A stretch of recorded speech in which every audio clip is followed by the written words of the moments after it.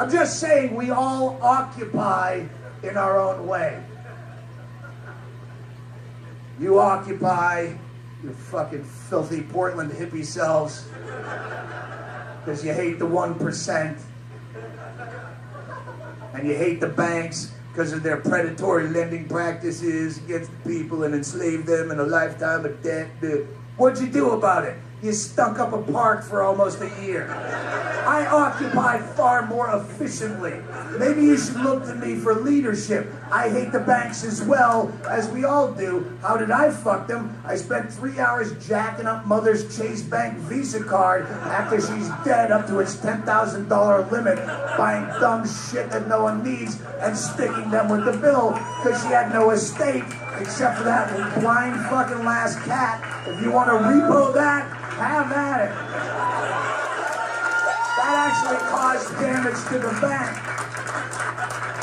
Not sitting around with a dog with a kerchief and a cardboard sign, slapping on drums in a drum circle. The fucking Occupy movement was such a letdown because you seemed like me, angry, and we're going to take to the streets, and holy shit, around the globe people are like, fuck this, we're going to do something. And what did you do?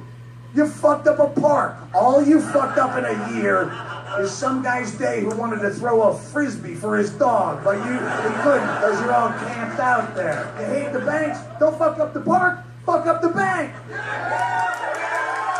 Who's in charge of this project? Next time, me. We don't really have leadership. You needed some. You have 500 angry people in a park.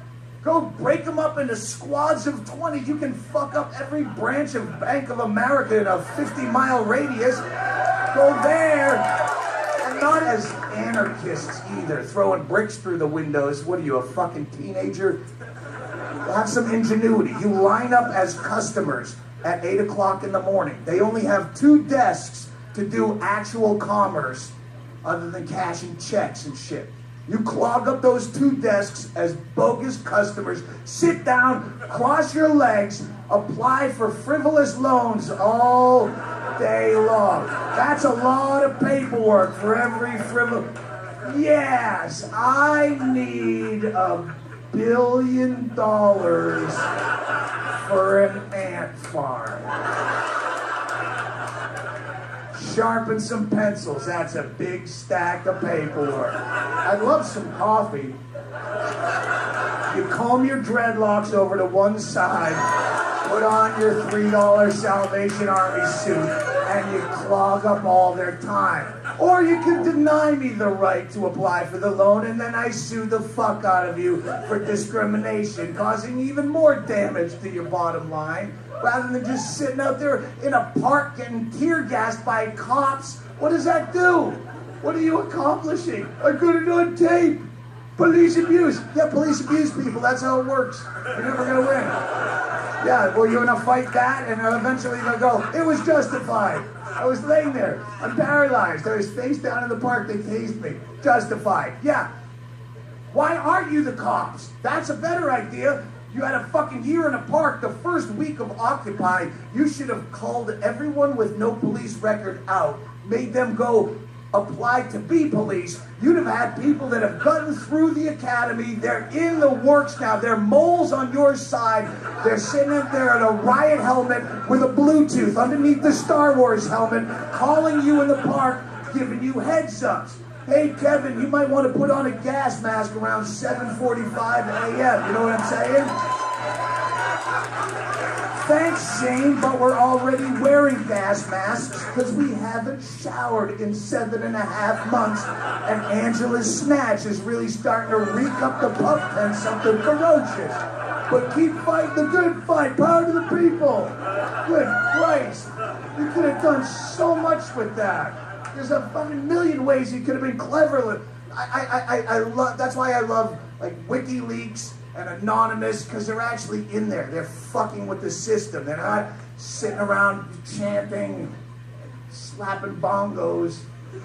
Bradley Manning didn't get to release all that information by sitting in a drum circle. He had to get inside. That's why you should fucking read up on Scientology, and I'm serious. Scientology is brilliant. If you read this book, Inside Scientology, it's a breakdown of how that evil motherfucker created that religion in a modern time. Every other religion people believe in, you only believe in it because all your ancestry did. This guy had to create this and sell it to adults recently. You know, it's as stupid as any other religion, but how did he do it? How did he create this Leviathan? Read this book, Inside Scientology, and apply those evil tactics to Occupy, and you have a fucking winning recipe. You follow L. Ron Hubbard's intimidation, infiltration, harassment, blackmail, complete abuse of the legal system, where you just turn a crossed-eyed stink look at Scientology and they'll sue you into poverty. You use that for good. You know what L. Ron Hubbard didn't have in his master plan for world domination? Drum circle! It doesn't do anything!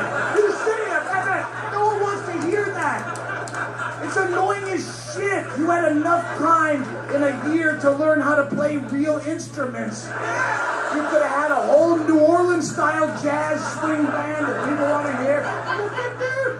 Boom, boom, boom, boom. But instead, what?